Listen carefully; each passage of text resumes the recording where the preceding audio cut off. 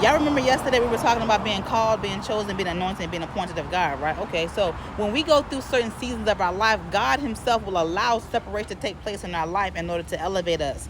God will allow separation to take place. God will separate in order to elevate. What does that look like, Patrice? I'm glad that you asked. Separation looks like you've gone through a traumatic experience with somebody. Y'all have trauma bonded over that thing, meaning y'all have gone through something traumatic. You all now identify, you have formed a connection with those things. You all communicate, you talk about those things, you can relate to each other about that traumatic experience. Now y'all have formed a bond with each other.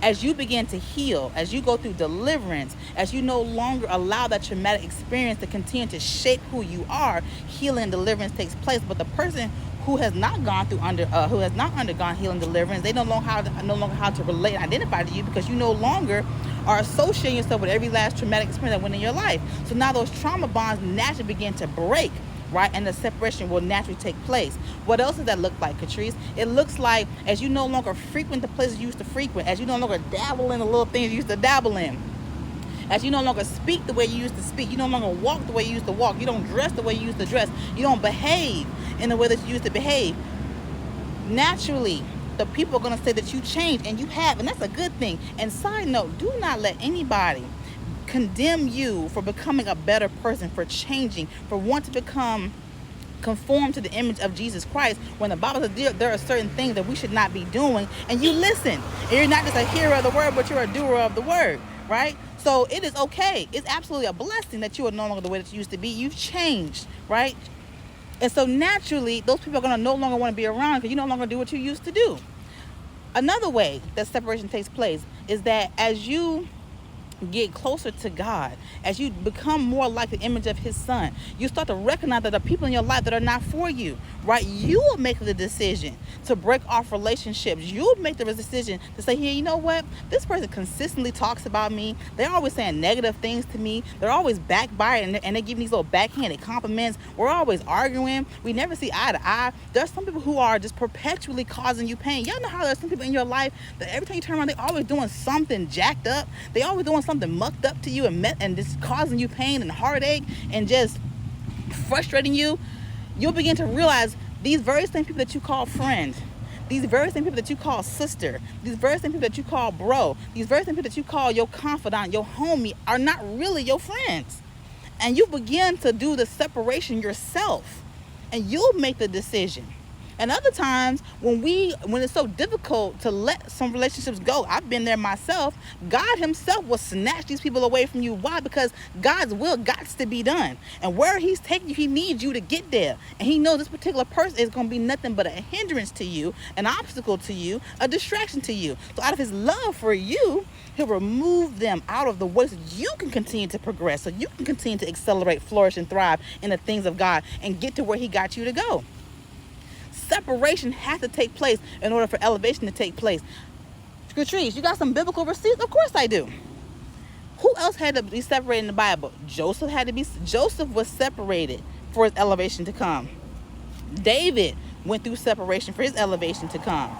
Esther went through separation for her elevation to come. I'm telling you, the Bible is so good should you choose to read it, because there are accounts in this Bible that are closely related to what you're going through in your life to help give you faith and give you understanding about what God is doing. So don't be afraid to open up a Bible and get a receipt about what's going on and what God is doing in your life, so that you'll have understanding. The Bible says, in all thy getting, get understanding, because wisdom is the principal thing, and you need it for where you're going. So let me just say this. It is natural, because God in His love understands our humanity. It's natural to grieve the loss of a relationship. It's natural to grieve the loss of a friendship. That is natural. But just like how God spoke to Samuel, He said, how long are you going to mourn for Saul? God will give you the time to mourn a lost relationship, because He understands our heart. We're sentimental people, right? God is not sentimental. God will let you, He's merciful. He's gracious. So He'll allow you to feel how you feel. But He said, all right, let's go. We got work to do. So grieve the relationship, grieve the loss of it, grieve the separation. Ask God, is the separation permanent or is it temporary? Because oftentimes God may reunite you back. Did God not reunite Joseph back with His people? Okay.